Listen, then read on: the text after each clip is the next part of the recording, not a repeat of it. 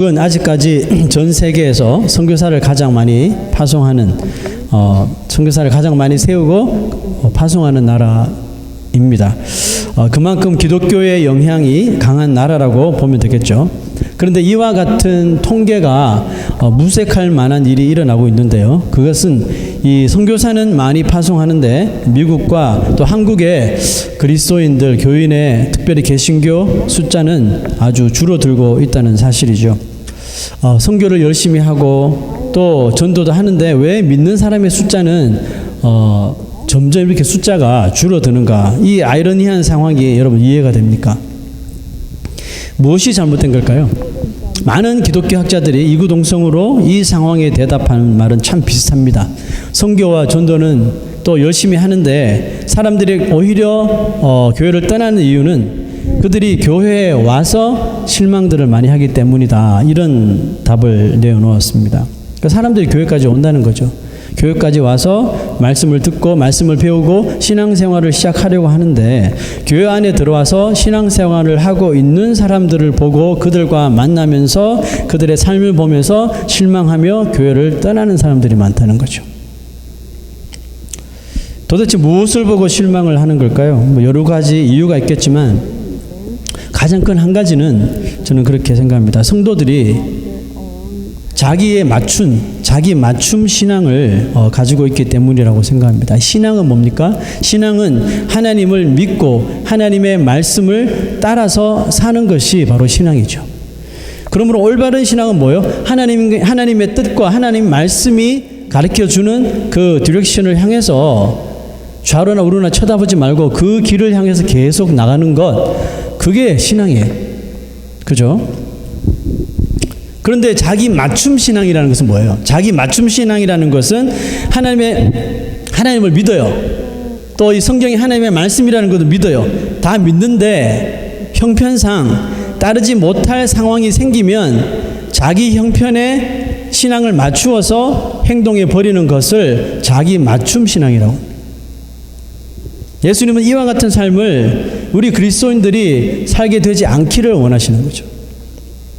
엄밀히 말해서 자기 맞춤 신앙이란 결단코 하나님이 기뻐하지 않으실 뿐만 아니라 예수 그리스도가 자기 자신의 생명을 주심으로 십자가에 죽으시고 죄인들에게 주신 그 구원의 삶을 살아가는 올바른 방향이 아니기 때문에 우리는 절대로 그런 삶을 살아서는 안 됩니다.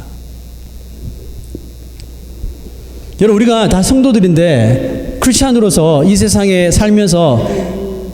태어나 살면서 그리스도인으로서 가장 제일 기쁠 때가 있다면 여러분 그때가 언제라고 생각하세요? 성도로서. 두 가지만 생각해 볼 텐데요. 첫 번째는 나 자신이 어느 날 정말 죄인임을 깨닫게 되고 예수 그리스도 앞에 무릎을 꿇고 내가 죄인임을 고백하며 예수님을 나의 세이비얼로 이렇게 영접하는 그때, 여러분 바로 내 인생이 새롭게 거듭나서 이제는 죄에 빠져 있는 삶이 아니라 이제 영원히 죽었던 삶에서 살아나와 이제 제2의 인생을 시작했던 그때가 우리가 성도로서 가장 해피한, 가장 기쁜 날이죠. 제가 어린 시절에 불투명했던 미래와 또 죽음에 대하여서 답을 찾지 못했을 때 정말 가슴이 먹먹하면서 어떻게 살아야 되나 하는 이 괴로움이 있었는데 어느 날 나를 찾아오신 예수 그리스도를 믿고 그 문제 앞에서 확실한 답을 딱 얻게 됐을 때 내 나이는 어렸지만 얼마나 기뻤는지 정말 지금만 생각해도 참 마치 불꽃이 터지는 듯한 그런 감격스러운 때가 있었습니다. 지금까지 제가 50년을 살아오면서 수많은 일들이 저에게 일어났죠. 미국에 오고 또 아내를 만나고 자녀를 4씩이나 놓고 목회자가 되고 또 에디슨에 와서 개척까지 하는 동안에 정말 헤아릴 수 없이 수많은 기쁨이 저에게 있었어요. 예기치 못했던 사람들을 만나게 되고, 그죠? 수많은 기쁨이 저에게 있었지만 이와 같은 기쁨도 여러분 내가 구원받았다는 이 기쁨보다 절대 크지 않답니다. 여러분 어떻습니까? 구원받는 기쁨이 정말 여러분 삶의 가장 큰 기쁨인가요? 그러므로 두 번째는 뭐냐 하면 성도로서 가장 기쁨이 가득했던 때는 언제냐면 내가 정말 믿지 않는 사람을 향해서 기도하고 그 사람을 전도하고 막 씨앗을 뿌리고 했는데 어느 날 정말 믿지 않는 사람이 드디어 마음의 문을 열고 예수님을 영접했을 때 그것이 우리 성도로서 살면서 가장 기쁜 일입니다. 솔직히 저는 저의 자녀나 또 주위의 사람들이 아무리 세상에서 하이 커리어를 가지고 하이 퀄리티의 삶을 살아간다고 해도 그들이 자신들의 미래와 또 죽음 앞에서 아무런 답을 가지고 있지 않고 살아간다면 솔직히 저는 그들이 아무리 잘 나가고 잘 산다 그래도 절대로 마음이 기쁘지 않을 것 같아요.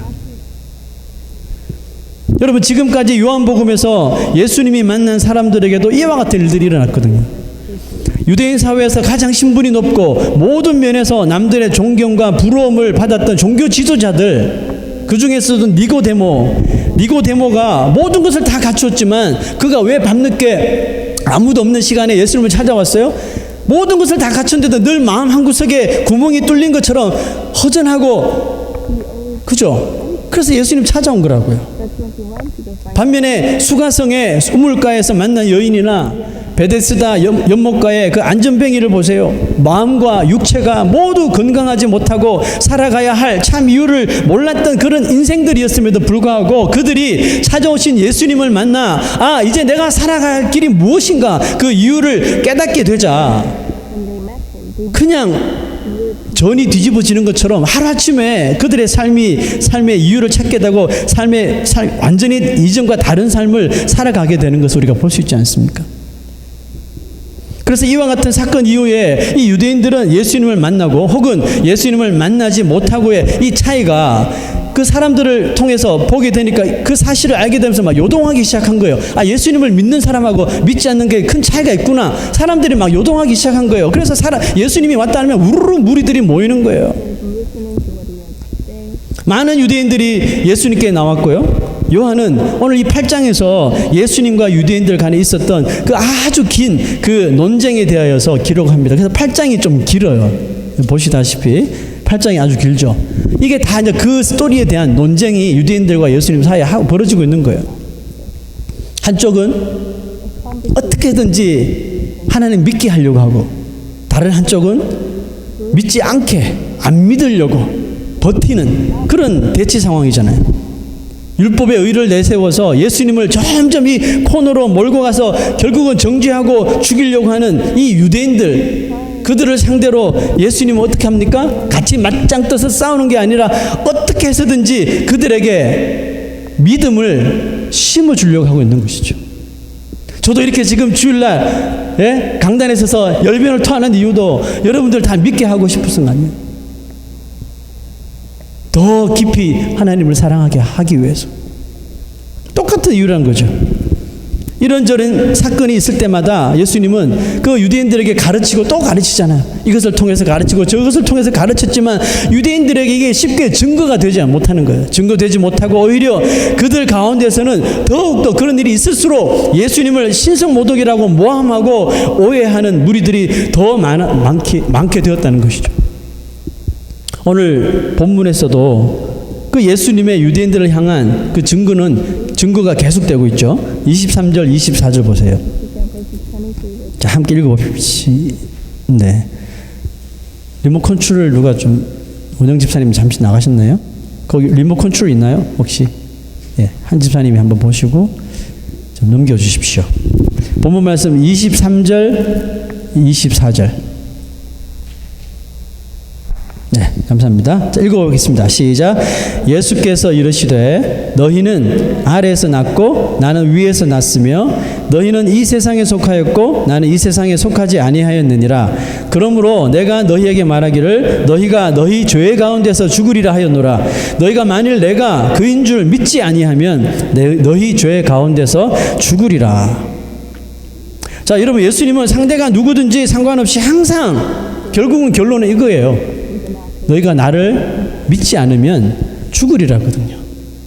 예수 믿지 않으면 정녕 죽으리라거든요. 예수님의 말씀을 한번 깊이 좀 생각해 보세요. 우리가 예수님을 믿지 않으면 왜 죄 가운데서 죽어요? 그것은 예수님을 믿지 않는 인생이 이 세상에서 할 수 있는 일은 한 가지밖에 없거든요. 하나님과 전혀 상관없는 삶과 방향으로 살아갈 수밖에 없기 때문에 그래요. 하나님과 상관없는 삶이 결국은 하나님 앞에 죄 짓는 것이거든요. 그 말은 아무리 세상에서 승승장구하고 정말 잘 나가는 삶을 살아간다고 해도 그 인생에 하나님을 모르는 그 인생의 결말은 뭐예요? 결말은 결국 실패라는 겁니다. 그런데 더 큰 문제는 뭐예요? 그렇게 예수님을 믿지 않는 사람들은 그 마지막 결말에 대하여서도 관심이 없다는 것입니다. 그 어디에 관심이 있어요? 그저 지금 살아가고 있는 이 현재 이 시간, 육신의 삶을 가지고 사는 이 땅에서의 그 시간만을 그냥 가치 있게 여기고 거기에 모든 것을 다 쏟아붓는 거죠. 죽은 다음에 어떻게 되든지 말든지 상관없다는 거죠. 지금은 모르겠지만 여러분 그 결말이 다가올 때 그게 얼마나 여러분 불행한 삶이 되겠습니까? 여러분 그런 믿는 사람들은, 구원받은 사람들은 천국만 생각하면서 이 땅에서의 삶을 전혀 신경 안 쓰며 그냥 손 다 놓고 이렇게 살아가는 겁니까? 아무것도 하지 않고? 아니잖아요. 구원받고 천국 시민이 된 사람은 이 땅에서 구원받은 자의 정말 변화된 모습으로 살 수 있어야 하기 때문에 어떻게 보면 안 믿는 사람들보다 더 타이트하게, 더 정말 터프하게 살아요. 신경 안 써야 될 것까지 다 신경 쓰면서 정말 케어풀하게 하루하루의 삶을 산다고요. 나의 행동과 말을 통해서 혹시라도 나의 사랑하는 하나님의 그 영광을 가려오지 않을까 정말 노심초사하면서 산다고요. 여러분 그렇게 사시죠? 어떻게 해서 내가 믿는 사람 입에서 나오는 한마디 때문에 저 사람이 상처를 입거나 시험당하지 않을까? 혹시 그런 말을 내뱉었을 경우에는 또 그 영혼을 위해서 기도하고 가서 사과하고 위로해주고 그렇게 한다고요. 노심초사하면서 하루하루 순간순간을 믿지 않는 사람들보다 이 세상에서 더 그렇게 타이트하게 살아가는 것이 구원받은 자의 삶이에요.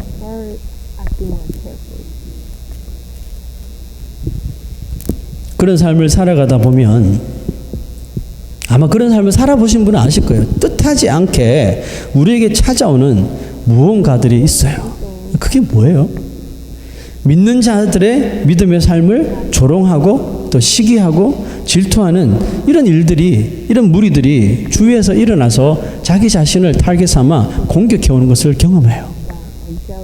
아이 혼자 교회 다니냐고, 대충 좀 하라고, 어지간히 좀 하라고, 그런 말을 듣죠. 막 조롱당하고 합니다. 지금 요한복음에서 예수님의 삶을 시기하고 질투하여서 어떻게든 이 예수를 무너뜨리려고 하는 그 무리들이 일어난 것처럼 여러분 우리의 삶에도 우리가 정말 천국 시민으로서 하루하루를 타이트하게 믿음 안에서 살려고 하면 분명히 그 사람 삶에는 이런 상황이 다가오게 돼 있어요. 이런 상황이 한 번도 안 다가온다 그러면 그 사람이 이상한 거예요. 우리가 올바른 믿음의 삶을 살면 이런 상황이 매일매일 오게 돼 있어요. 왜? 세상은 우리 반대니까. 이런 상황이 여러분 자꾸 여러분 삶에 찾아오면 아 내가 똑바로 믿고 있구나 이렇게 생각하시면 돼요. 자, 그럼 이런 상황이 왔을 때 예수님께서 어떻게 하셨어요? 그들과 막 맞붙어서 막 싸웠나요? 아니잖아요.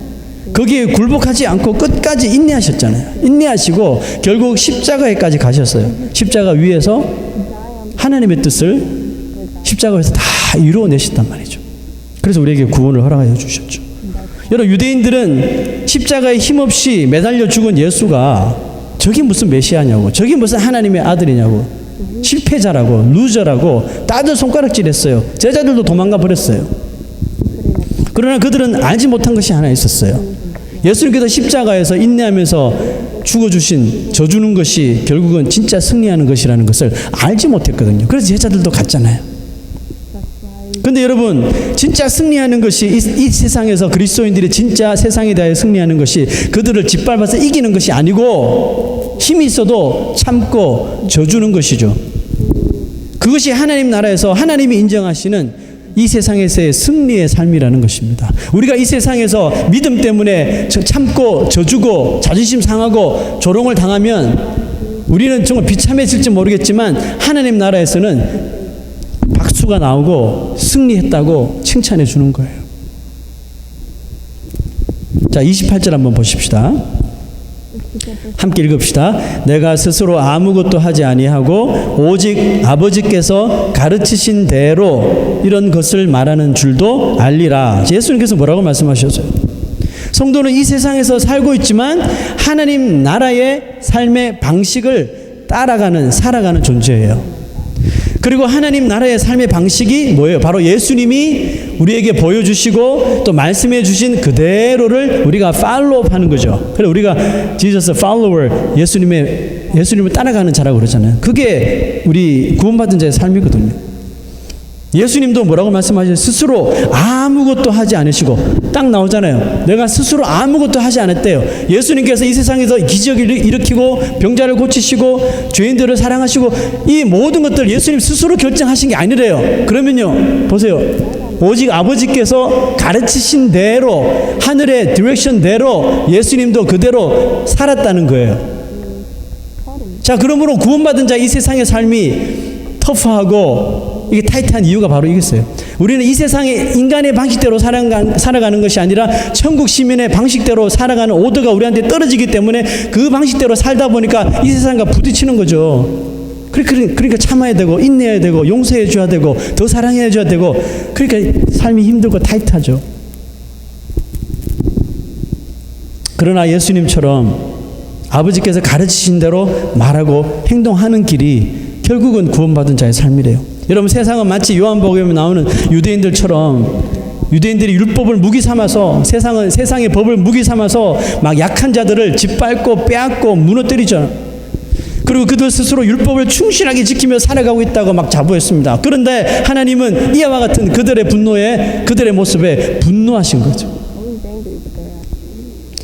하나님을 믿는 믿음을 가지고 사는 사람은 이 세상에서 좀 손해를 보고 때로는 믿음 때문에 좀 자존심이 상하는 일이 있어도 그것이 하나님의 말씀과 일치하는 것이라면 그냥 그렇게 좀 태연하게 살아버리는 사람입니다. 그게 하나님을 믿는 믿음을 가지고 사는 사람이에요.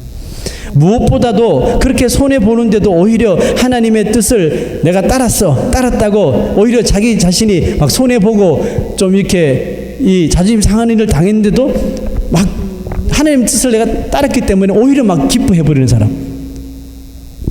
여러분, 이런 사람이 하나님 나라의 사람이에요. 여러분, 야고보는 믿음으로 사는 사람은 믿음으로 구하는 사람이라고 말했습니다. 자, 야고보서 1장 6절 7절 한번 볼게요. 읽어봅시다. 오직 믿음으로 구하고 조금도 의심하지 말라. 의심하는 자는 마치 바람에 밀려 요동하는 바다 물결 같으니 이런 사람은 무엇이든지 주께 얻기를 생각하지 말라. 자, 여러분, 믿음으로 하나님 앞에 기도하는 사람은 어떤 사람이에요? 여러분, 우리가 기도할 때 다 믿음으로 기도하잖아요. 받게 될 줄 믿습니다 하잖아요. 우리가 다 믿음으로 기도하는데 믿음으로 하나님께 기도하는 사람은 어떤 사람일까? 잘 생각하세요. 믿은 대로 온전하게 믿고 행동하는 사람이죠. 그런데 여러분, 기도할 때만 믿습니다 하는 사람이 아니라 기도가 끝나고 일상 우리가 살아가는 그 생활에서도 믿습니다, 항상 믿습니다 하는 사람이 믿음으로 구하는 사람이에요. 다시요. 그러므로 늘 믿습니다를 외치는 사람은 어떻게 해서든지 자기의 기쁨이 아니라 하나님의 기쁨을 위해서 사는 사람이 되어야 된다는 것입니다. 예수 믿는 사람이라면 우리가 예배할 때만, 기도할 때만 믿습니다 하는 사람이 아니라 평상시에도 예수님을 진짜 믿고 사는 사람이 되어야 된다는 거예요.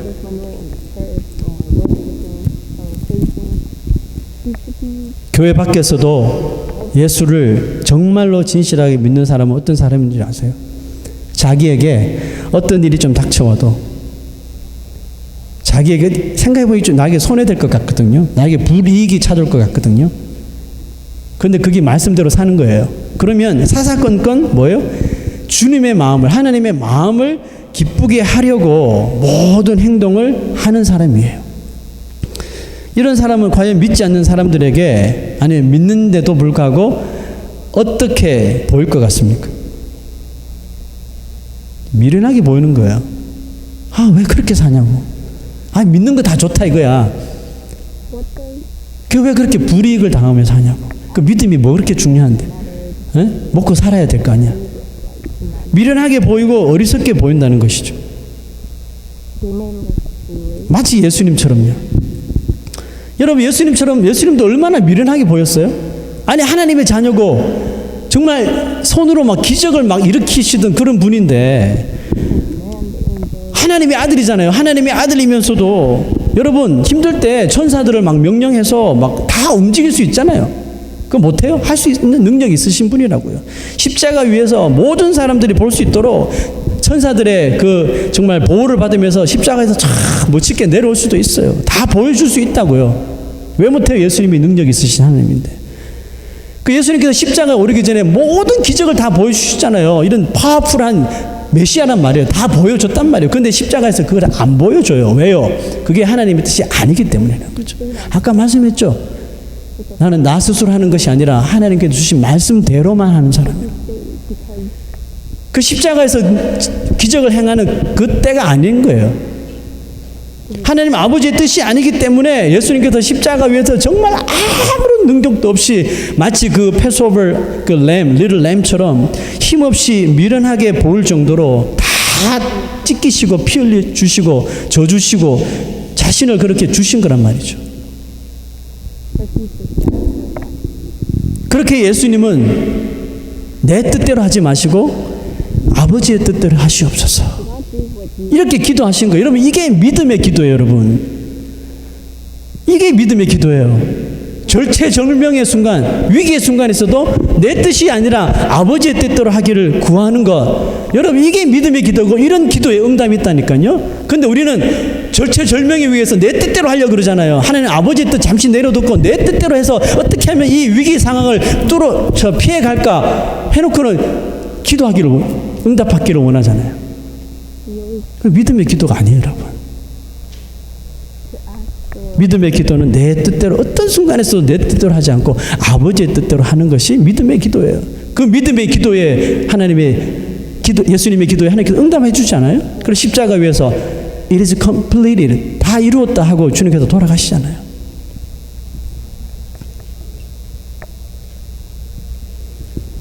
우리는 얼마나 아버지의 뜻대로, 하나님 아버지의 뜻대로 우리의 삶이 되도록 여러분 살아갑니까? 한번 좀 심각하게 한번 생각해 보세요. 여러분 구원받았다면서요. 그러면 아버지의 뜻대로 살아가야 하는 거 아니에요? 근데 얼마나 우리가 많은 순간 내 뜻대로 살려고 아웅바우뚱 하지 않습니까? 어떻게 해서든지 나 먼저, 나 중심, 내 뜻대로, 우리 뜻대로. 우리가 정말 예배 잘 드리고 기도는 정말 잘하면서도 혹시 사는 방식은 모두가 다 나 중심 아니에요, 혹시? 다 모든 게 나 중심으로 짜여 있지 않으세요? 나의 유익과 나의 편리를 위한 삶을 여러분 살고 있지 않아요? 내 자녀, 우리 교회, 다 이게 우리 중심 아니에요? 어느 목사님의 설교를 듣다가 들었던 간증을 하나 소개할게요. 한국에서 한 한의원을 운영하는 한의사가 있었다고 합니다. 하루는 어떤 환자가 이 한의원에 전화를 했대요. 그 사람이 전화를 통해서 이런 제안을 합니다. 자신이 지금 그 병원에 치료를 받으려고 가려고 한대요. 그런데 자신이 치료받는 내용을 좀 의사가 내가 원하는 대로 좀 써줄 수 없느냐, 뭐 이렇게 부탁을 한 거예요. 무슨 뜻인가 하면 의사가, 우리 여기 의사 선생님 계시지만 이렇게 그 환자에 대해서 진료 차트를 쓰겠죠. 어디 아파서 이런 약을 처방하고 뭐 했겠죠, 그죠? 근데 이 사람이 제안한 것은 뭐냐 하면 자기는 교통사고도 안 당했는데 지금 치료받는 게 교통사고로 인해서 이런 치료를 받았다고 한 글자만 써달라는 것이죠. 그렇게 써주면 보험회사에서 보상을 받게 된다는 거죠. 말 되는, 지금 우리 한의원에서 일하시는 말 되는 소리야, 말 안 되는 소리예요? 말 돼요? 말이 돼요? 그렇게 하고 있다는 거죠. 자, 여러분 이게 보세요. 어떻게 보면 이게 말이 안 되는 제안이잖아요. 이 병명을 잘못 이렇게 써서 속이자는 거잖아요. 그런데도 그렇게 부탁을 하는 이유는 모든 병원에서 다 그렇게 해준다는 거죠. 그러면서 이런 말을 해요. 그렇게 환자들이 그렇게 해주면 다른 환자들이 다른 곳에 가지 않고 그 병원에 계속 온다는 것이죠. 그러면서 그 사람들 그렇게 해주면 제가 그 병원에 계속 가겠습니다라고 부탁을 한 거예요. 당연히 이제 그 한의사가 그렇게 해줄 줄 알고 그런 제안을 한 거죠. 한의사가 예수를 믿는 사람이었나 봅니다. 잠시 생각하더니 이렇게 대답했다고 하죠. 정말 죄송하지만 손님 혹시 치료비 때문이라면 그냥 오십시오. 제가 무료로 치료해 드릴게요. 그러나 다음에 또 오실지 안 오실지 저는 알 수 없지만 다음에 혹시 오셔서 또 비슷한 부탁을 하셔도 저는 신앙 양심상 제가 약속을 해드릴 수가 없습니다. 그러나 오늘 오십시오. 제가 무료로 치료해 드릴게요. 이렇게 말했다고 하죠. 여러분 그 환자가 그 병원에 왔을까요? 안 왔을까요? 왔으면 좋겠죠. 안 왔대요. 그 한의사는 환자 한 분을 놓친 거죠. 여러분 우리 교회도 비슷한 케이스 하나 있었어요. 예전에 어떤 성도 한 사람이 와서 이런 부탁을 했어요. 한국에 아는 목사님이 계시는데 그 목사님이 어떤 이유로 이제 재판을 받게 되었는데 미국에 가족이 있었기 때문에 이 목사님도 미국에서 목회를 했었다는 기록이 있으면 그 재판을 받는데 큰 도움이 될 수 있을 거라는 거죠. 그래서 저에게 자기가 이 교회 다니고 있으니 그 목사님이 우리 교회에서 건강한 교회에서 얼마 동안 사역을 한 것으로 레터를 좀 써줄 수 없겠느냐 이렇게 물었어요. 그리고는 절대로 우리 교회에 피해가는 일은 없을 것이고 또 그 목사님을 잘 돕는 선교라고 생각하시고 좀 해달라는 거예요. 제가 이제 다 속이 들여다 보이죠. 무엇을 하려고 하시는 건지. 제가 이렇게 말했어요. 정말 사정이 너무 딱하고 목사님 정말 도와드리고 싶은데 목사 양심과 건강한 교회의 목회자로서 건강한 교회 교인의 옳지 않은 제안을 제가 받아들일 수 없어서 정말 죄송합니다 라고 정중하게 거절을 했었어요. 한 달 후에 교회를 떠나시더라고요. 저희는 그렇게 한 가정을 놓친 거예요. 많지 않은 성도들 가운데 또 한 성도를 놓친 거죠. 여러분 솔직히 한국과 미국 이렇게 떨어져 있고 제가 그 편지 한 장 써주는 것 아무 일도 아닙니다. 제가 써준다고 그래서 무슨 일이 일어날 수도 없고 아무런 교회가 영향을 받을 수도 없어요. 그냥 그 성도 우리 교회에서 더 잘 다닐 수는 있었겠죠. 그거 써준다고 잘못될 일 전혀 없습니다. 그런데 그런 부탁을 받았을 적에 저의 신앙 양심이 막 경종을 울리게 해주신 하나님께 감사드렸어요. 그때 그냥 만약에 성도도 없고 성도만 생각했다면 숫자만 생각했다면 제가 그 제안 받아들였을 수도 있어요. 그런데 그때 그런 결정을 하게 되신 걸 저는 지금도 감사하게 생각해요. 자 여러분 29절 한번 보세요. 기가 막힌 말씀이 나와 있습니다. 읽어볼게요. 나를 보내신 이가 나와 함께 하시도다. 나는 항상 그가 기뻐하시는 일을 행함으로 나를 혼자 두지 아니하시느니라. 여러분 예수님은 항상 뭘 하셨다고요? 하나님이 기뻐하시는 일을 행하셨대요. 그랬더니 하나님께서 예수님 근데 하나님께 기쁘게 하는 일이 어떨 때는 사람들에게 조롱당하고 돌 맞는 일이고 자존심 상하고 이런 일이잖아요. 그런데 그렇게 했더니 하나님께서 예수님을 혼자 두지 않으셨대요. 저는 이 말씀이 얼마나 힘이 되는지 몰라요. 여러분 우리 구원받은 자는 이 세상에서 정말 그렇게 타이트하게 믿음의 삶을 살 때 이 말씀을 기억해야 돼요. 하나님이 나를 절대 혼자 두지 않으신대요. 저는 이 말씀이 정말 마음의 은혜가 되더라고요. 그렇지 내가 이렇게 무시당하고 그렇게 살아도 내가 믿음으로 사는 것이라면 하나님께서 나를 가만히 혼자 두시지 않겠구나. 그렇습니다. 하나님은 하나님을 기쁘게 하는 성도들과 어떻게 해요? 늘 함께 하신대요. 그리고 우리가 이 세상에서 신앙 지키려다가 손해를 보고 조롱을 당하는 것 그분이 아셔요 모르셔요? 다 아신다는 거예요. 자 그러면 하나님께서 그대로 계시겠냐고요. 여러분 우리가 우리 자녀들 누구한테 수모당하고 그러면 여러분 가만히 있습니까? 부모들이 가서 한마디라도 따지죠. 그죠? 자녀는 집에 놔두고라도.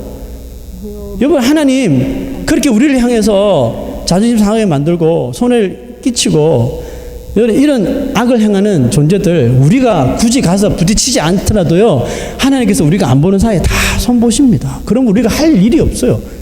우리가 나서서 그렇게 막 부딪히지 말라고요. 기도 한 번 더 하고 용서해주고, 예? 참고 인내하셔야죠. 자, 여러분, 예수님께서 29절에 이런 말씀을 다 하신 후에 30절에 기록된 말씀을 한번 보세요. 이 구절이 너무 좋아서 오늘 제목으로 삼아버렸는데, 보세요. 이 말씀을 하심에 많은 사람이 어떻게 해요? 믿더라 그랬잖아요. 여러분, 성도는 믿지 않는 사람을 믿도록 하는 사명을 가지고 있습니다. 믿으시죠? 그게 성도들의 사명이에요. 이것은 해도 되고 안 해도 되는 그런 선택사항이 아닙니다. 예수 믿게 됐다면, 구원받았다면 그 사람은 이 사명이 주어진 거예요. 그러니까 무조건 해야 되는 의무라는 것입니다. 이 시대는 여러분 그냥 거리에 나가서 예수 믿으세요 하면 믿어지는 그런 시대가 아닙니다. 그런 시대가 다 지났어요. 그런 시대가 아니에요. 왜? 교회의 명예가 땅에 떨어진 지 오래거든요. 목회자들, 성도들의 정말 그런 존경받던 그런 시대가 아니에요. 그 명예도 사라진 지 오래예요. 세상에 나가서 예수 믿으라고 전도하면 다들 막 조롱합니다. 왜 이런 짓 하냐고. 그죠? 믿는 사람이 믿는 사람에게 더 손가락질 해요. 들어가라고. 이런 시대에 우리가 살고 있어요. 그런데 여러분, 우리가 이 사명, 믿지 않는 사람을 믿도록 하는 이 사명, 우리가 어떻게 이것을 감당할 수 있을까요? 이 어려운 시대에 무슨 방법으로? 사람들은 교회를 실망하고 자꾸 떠나는 마당에 우리 어떻게 그 사람들을, 그 영혼들을 믿게 하느냐고요. 그게 우리 사명인데.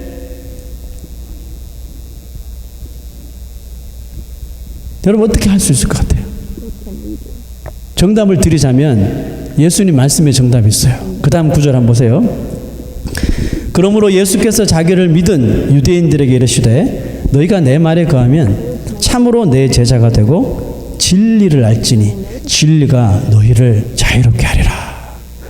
여러분, 우리가 늘 하나님의 말씀 안에 거해야 돼요. 예수님도 스스로 하지 않고 하나님의 말씀에 따라 했다 그랬잖아요. 그렇죠?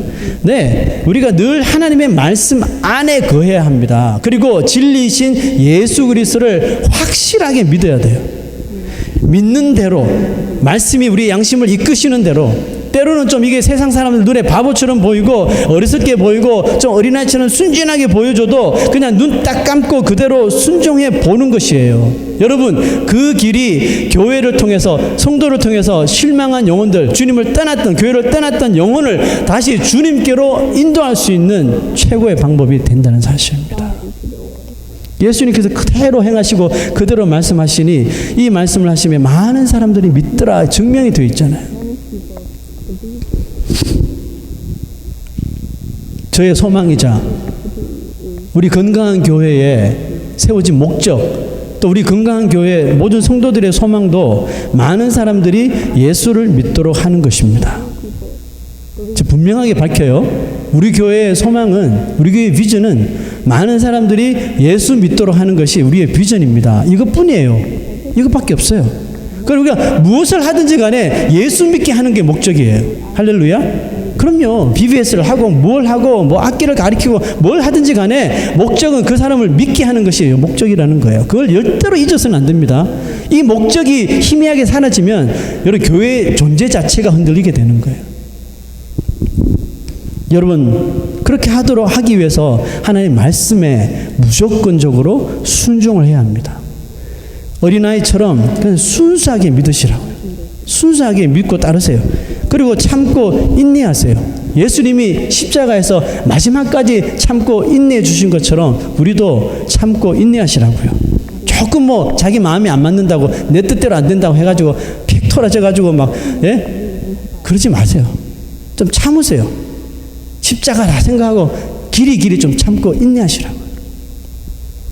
진리이신 예수 그리스도가 우리 어두운 눈을 이렇게 다 밝혀주셨잖아요. 천국 소망을 가지게 해주셨잖아요. 천국의 시리즈를 우리한테 주셨잖아요. 그죠? 그것처럼 우리가 이 진리 안에 우리가 날마다 거하고 날마다 살아갈 때 우리 그렇게 살아가는 미련하게 보이는 그런 타이트한 삶을 통해서도 이 세상에서 어두워진 눈들을 하나님께서 한 사람 한 사람 밝혀주실 줄로 믿습니다. 여러분 기도하겠습니다.